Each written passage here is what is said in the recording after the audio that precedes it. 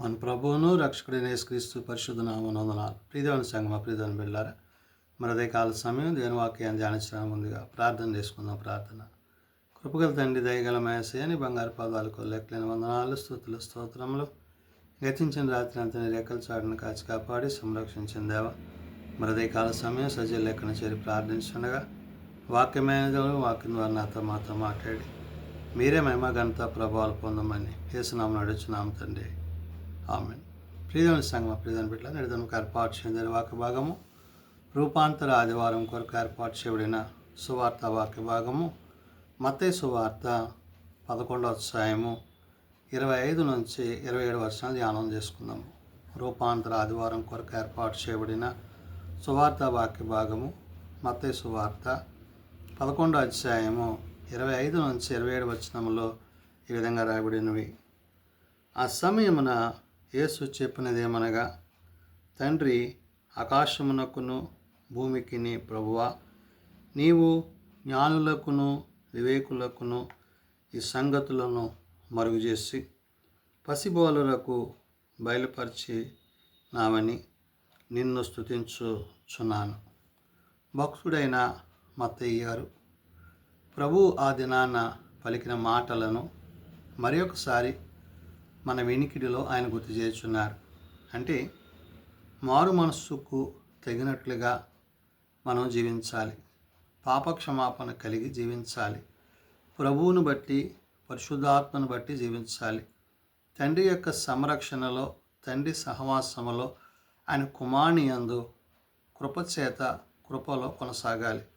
అంటే ఎందుకు ఈ మాటలను ఇక్కడ ప్రభు తెలియపరిచారంటే, మనము మత్తయి సువార్త 11వ అధ్యాయము 20 నుంచి మనం చూసినట్లయితే అక్కడ పిమ్మట ఏ పట్టణములలో ఆయన విస్తారమైన అద్భుత కార్యములు చేసినో ఆ పట్టణముల వారు మారు మనస్సు పొందకపోవటం వలన ఆయన వారినిట్లు గద్దింపసాగాను.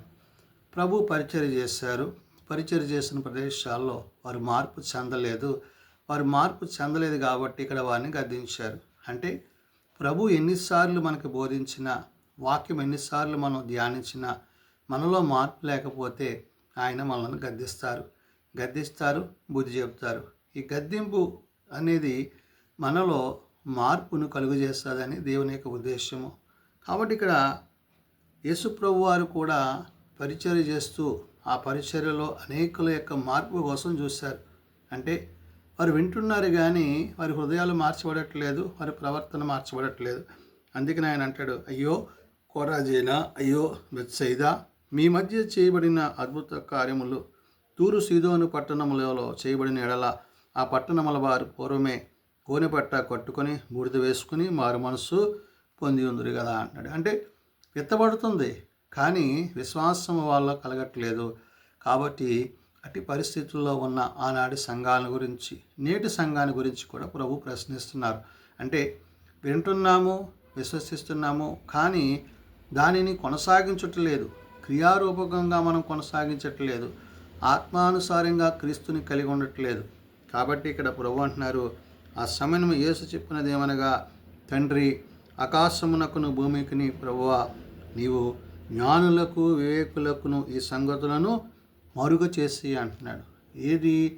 దేవుని యొక్క సంఘటనలు, పరిశుద్ధాత్మ దేవుడు పరలోక సంబంధమైన విషయాలను మనకు తెలియజేసినప్పుడు మనము ఆ పరలోక సంబంధమైన విషయాలలో ఎట్టి రీతిగా మనము విశ్వాసంలో కొనసాగింపబడుతున్నాం అనేది చాలా అవసరమై ఉన్నది. కాబట్టి ఇక్కడ పరిశుద్ధాత్మ దేవుడు చెప్తున్న మాట ఏంటంటే, మారు మనస్సుకు తగిన స్థితి మనం కలిగి ఉండాలి.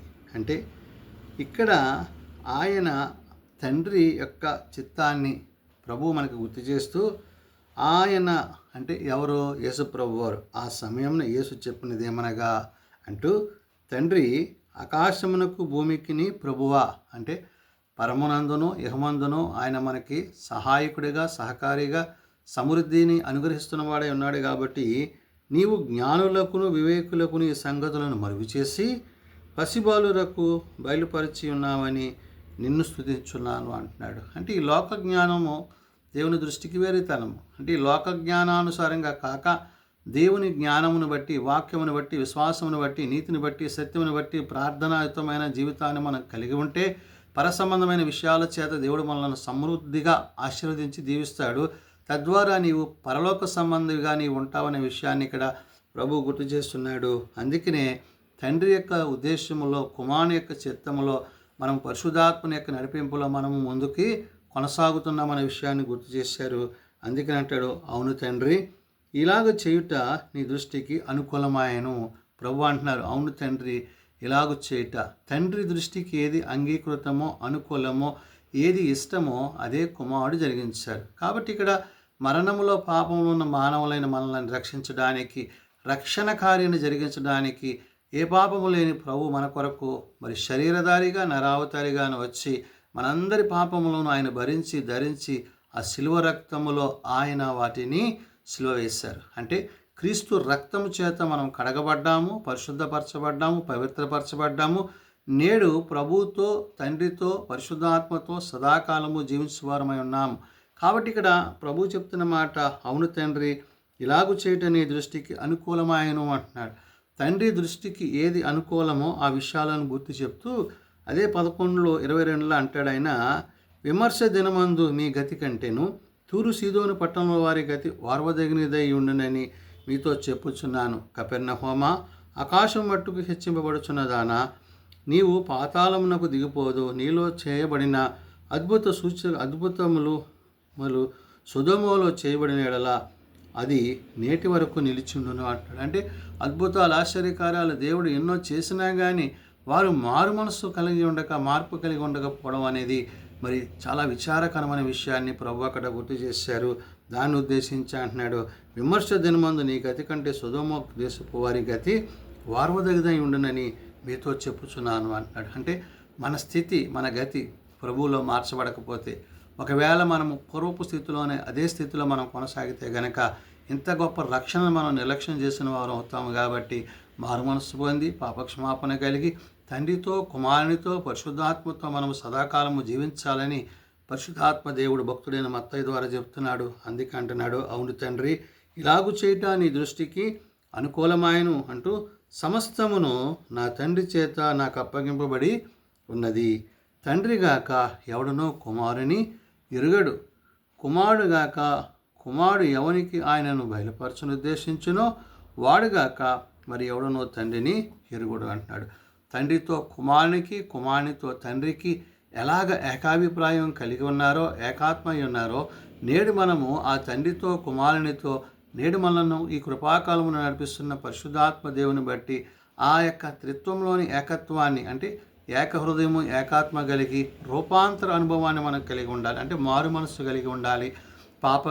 పాపపు తలంపులు, పాపపు ఉద్దేశాలు ఇవన్నీ విడిచిపెట్టి నూతనమైన క్రియల చేత, నూతనమైన తలంపుల చేత మరి రూపాంతరము చెందిన వారముగా, అంటే మారు మనస్సు కలిగిన వారముగా, మనము పశ్చాత్తాపము కలిగిన వారముగా, క్రీస్తు ఎదుట మన పాపములు ఎట్టి రీతిగా అవి సిలువ వేయబడి ఉన్నవో క్రీస్తు గుర్తు చేశారు. కాబట్టి నేడు పరిశుద్ధాత్మ దేవుడు మత్తయి ద్వారా చెప్తున్న మాట, ఆయన అంటున్నాడు, సమస్తమును నా తండ్రి చేత నాకు అప్పగింపబడి ఉన్నవి అన్నాడు. ప్రభు అంటున్నాడు, తండ్రి చేత నాకు అప్పగింపబడ్డాయి కాబట్టి తండ్రి గాక ఎవడనో కుమారుని ఎరుగడు అంటున్నాడు. అంటే తండ్రి గాక అంటే తండ్రితో కుమారునికి, కుమారునితో తండ్రికి ఉన్న యొక్క సంబంధాన్ని గుర్తు చేస్తూ, కుమారుడు గాకను కుమారుడు ఎవనికి ఆయనను బయలుపరచను ఉద్దేశించునో వాడుగాక మరి ఎవడనో తండ్రిని ఎరుగడు. కాబట్టి నేడు మనము తండ్రిని, కుమారుణ్ణి, పరిశుద్ధాత్మను కలిగి ఉన్నాము. కాబట్టి ఈ త్రిత్వంలో మనము విశ్వాసములో ఉన్నాము. కాబట్టి ఆ యొక్క త్రియేక దేవుడు మనల్ని ఏం చేస్తున్నాడంటే కాపాడుతున్నాడు.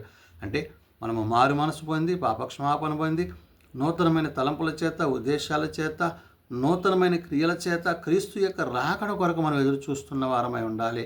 ఒకవేళ మనం ఆ విధంగా లేకపోతే గనక ప్రభు వచ్చినప్పుడు మనము ఆయన రాజ్యములో ప్రవేశించలేము. కాబట్టి మరి ఒకసారి ఉదయకాల సమయం పరిశుధాత్మ దేవుడు మత్తయి ద్వారా చెప్తున్న మాట ఏంటంటే, మారు మనసు పొందినట్లుగా, మారు మనసుకు తగినట్లుగా మనం ప్రవర్తించాలి, జీవించాలి.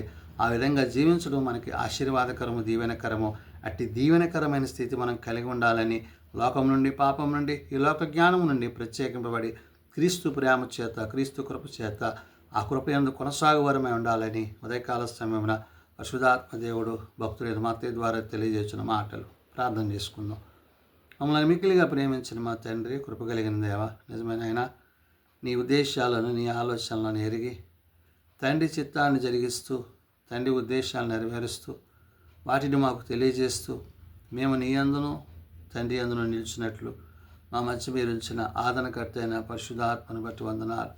అవును ప్రభువా, నీ వాక్యము చేత, నీ మాట చేత, నీ ఉపదేశము చేత మేమందరము సరిచేయబడి నీ వాక్యానుసారంగా నడుచుటకు మాకు నీ సహాయం దయచేయండి. మేము బలహీనం ప్రభువా, మమ్మల్ని బలపరచునైనా. మేము రోగులం ప్రభువా, మమ్మల్ని స్వస్థపరుచుతండ్రి. ప్రభువా, ఏది మాకు అవసరమో, ఏది ఎక్కరో వాటిని మాకు అనుగ్రహిస్తూ దినదినము నీ యందు ఫలించి అభివృద్ధి పొందినట్లు నీ సహాయం దయచేయండి. మాకున్న వ్యాధి బాధ కష్ట నష్టం నుండి మమ్మల్ని విడిపించండి.